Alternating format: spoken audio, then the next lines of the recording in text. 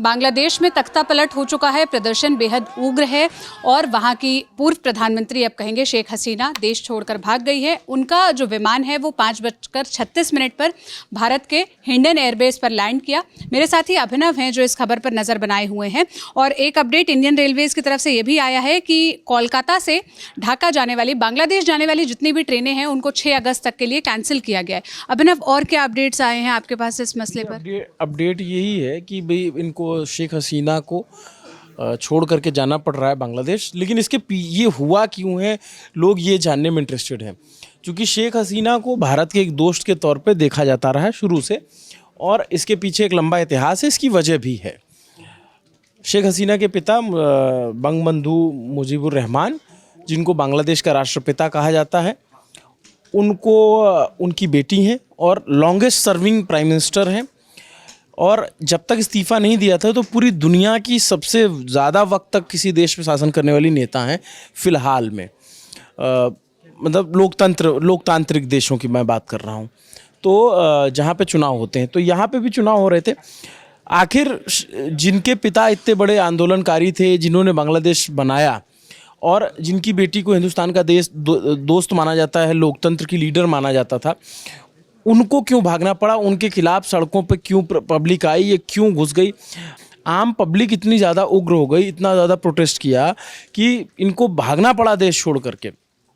अब देखिए इसकी कहानी के पीछे शुरुआत इसकी 1971 से, जब भी बांग्लादेश की बात होती है तो 1971 से होगी।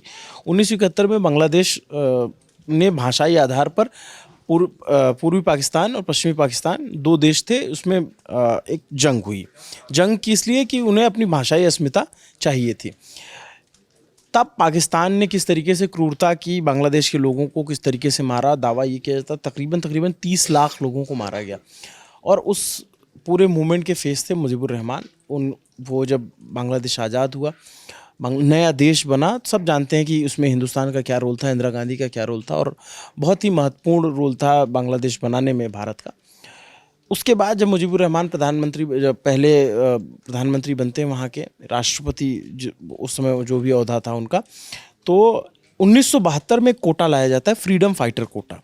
क्योंकि उनका जो लिबरेशन आर्मी थी, जो गुरिल्ला फाइटर थे, जिनको बाद में भारत ने मदद भी की थी, उनसे जो उनका बड़ा सम्मान था, क्योंकि उन्होंने बहुत यातनाएं झेली थी। और उस यातनाओं के खिलाफ एक मूवमेंट खड़ा हुआ, और जो उग्र आंदोलन में जो पाकिस्तान की ब्रूटल फोर्स को हरा करके वो बना, तो उनके लिए एक फ्रीडम फाइटर कोटा रखा गया। वो कोटा 30% था। तो लंबे वक्त से वो कोटा चला आ रहा था, लेकिन अब नए वक्त के साथ साथ उस पर एक बहस होने लग गई कि ये कोटा क्यों दिया जा रहा है। भाई अगर जिन्होंने लड़ाई लड़ी बांग्लादेश की आज़ादी की, उनके बच्चों को आरक्षण मिल गया, लेकिन अब उनके भी बच्चों को मिलता रहे, तो इसको लेकर के लोगों में धीरे धीरे विद्रोह होना शुरू हुआ। 2018 में पहली बार प्रदर्शन हुए इसके खिलाफ कि नहीं भाई ये कोटा ठीक नहीं है। देखिए जैसे आरक्षण की बात होती है तो दो तरह के आरक्षण होते हैं। एक होता है जो सामाजिक विभेद के शिकार रहे लोग, उनको सोशल जस्टिस के लिए आरक्षण दिया जाता है, जैसे भारत में दिया जाता है। कई लोग बीते दिनों तुलना कर रहे थे भारत के कोटा आरक्षण की और बांग्लादेश से, जो बिल्कुल गलत है। यहाँ पे विरोध उस चीज़ का नहीं हो रहा था कि आप सामाजिक रूप से पिछड़े लोगों को आरक्षण दे रहे हैं। यहाँ पे विरोध था, आप ये फ्रीडम नहीं, विरोध ये था कि आप फ्रीडम फाइटर के नाम पे अपने लोगों को आरक्षण दे रहे हो। हुआ ये कि भाई धीरे धीरे वो एक पीढ़ी से दूसरी पीढ़ी बन गई। अब जो आबादी थी, जिनको ये सर्टिफिकेट दिया गया कि आप फ्रीडम फाइटर रहे हो, भारत में भी पहले जो फ्रीडम फाइटर थे उनको मिलता था कुछ ना कुछ, उनको रियायतें मिलती थी। लेकिन यहाँ पे जो वो आबादी बांग्लादेश में आज की डेट में जिसको ये तमगा है कि भाई इनकी परिवार लड़ा था, वो 0.13%, और उनके लिए आरक्षण था 30%।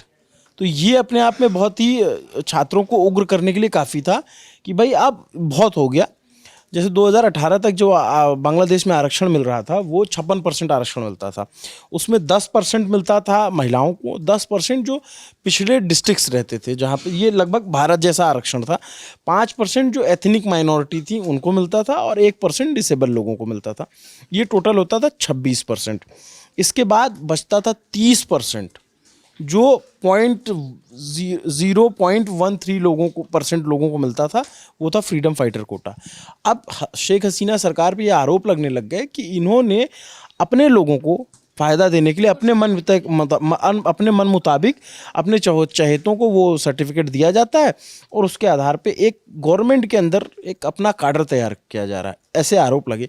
और फिर धीरे धीरे ये आंदोलन उग्र होता चला गया। चुनाव हुआ तब भी, जब बांग्लादेश का बीते दिनों चुनाव हुआ था, तब भी इन पे बहुत सारे आरोप लगे थे और ऐसा कहा गया कि एक फेक इलेक्शन हुआ जिसमें विपक्षी पार्टियां नहीं थी, विपक्षी पार्टियां विरोध थी, उन्होंने बाइकआउट किया। 1100 के करीब नेताओं को जो इनका चुनाव आयोग था उसने प्रतिबंधित कर दिया या जेल में डाल दिया। इस तरह की तमाम आरोप शेख हसीना पे लग रहे थे।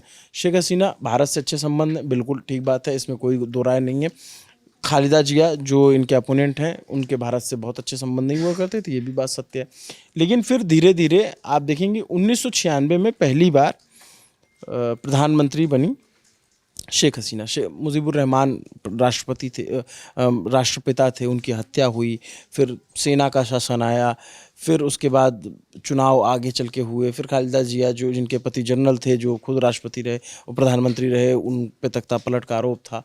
तमाम चीज़ें चलती रहीं, लेकिन 1996 में पहली बार शेख हसीना प्रधानमंत्री बनी।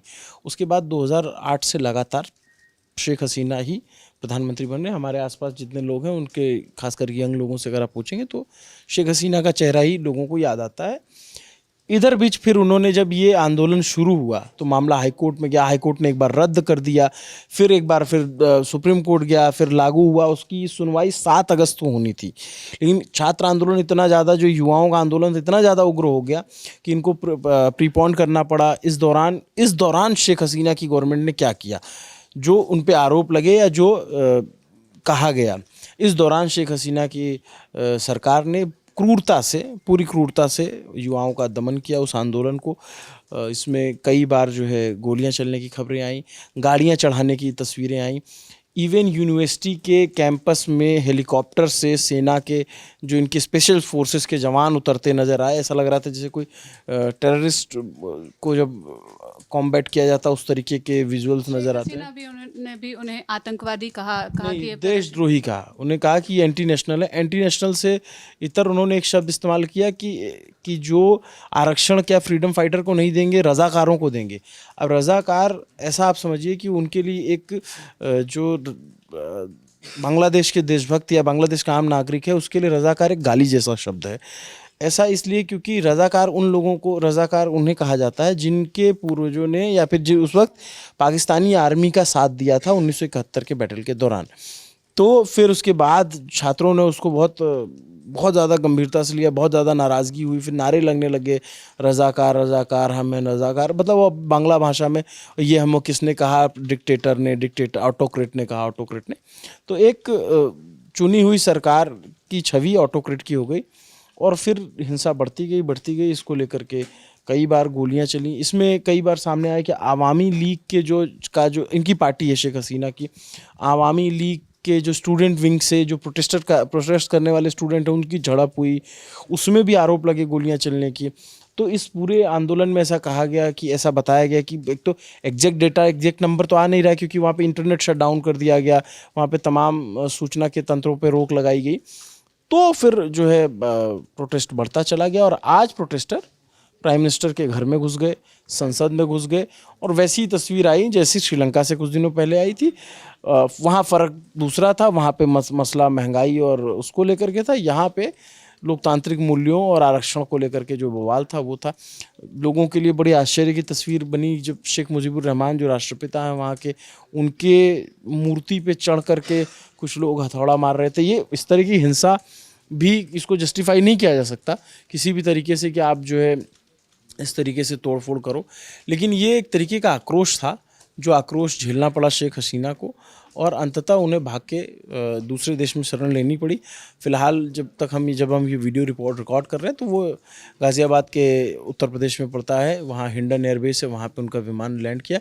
इसके बाद जो जानकार कहते हैं, पहले कहा गया कि भारत में शरण लेंगी, ऐसा बताया गया कि भारत जो है शरण नहीं देगा जो सूत्रों के मुताबिक, क्योंकि भारत के अभी वायुसेना के अधिकारी उनको रिसीव करने के लिए पहुंचे। हाँ, लेकिन शरण देने की जो बात है इसकी कोई सूचना नहीं है, क्योंकि फिर इसके अलग जो है परिणाम हो सकते हैं।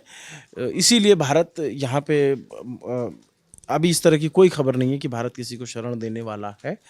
लेकिन ये जो मोटा मोटी मैंने आपको इस आंदोलन, इस हिंसा का और इस तरीके से एक प्रधानमंत्री का भागना, देश छोड़ करके हेलीकॉप्टर में अपनी बहन के साथ वो बैठ के फिर वहाँ से निकली वहाँ से, तो इसके पीछे का जो बैकग्राउंड था हमने थोड़ी जानकारी उस पर देने की कोशिश की। और भी अधिक जानकारी इससे रिलेटेड डिटेल्ड रिपोर्ट आपको हमारे शो दुनियादारी में देखने को मिलेगी। बाकी आपको ये जानकारी कैसी लगी ज़रूर आप लोग साझा कीजिएगा।